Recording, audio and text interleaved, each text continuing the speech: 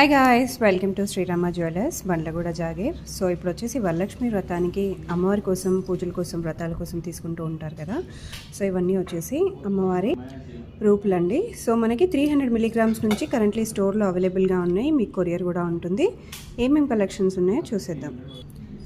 ఇది వచ్చేసి మనకి 300 మిలీగ్రామ్స్లో వస్తుందండి అమ్మవారి రూపు. ఇదైతే లోయెస్ట్ వెయిట్ అనమాట, కరెంట్లీ అవైలబుల్గా ఉంది స్టోర్లో.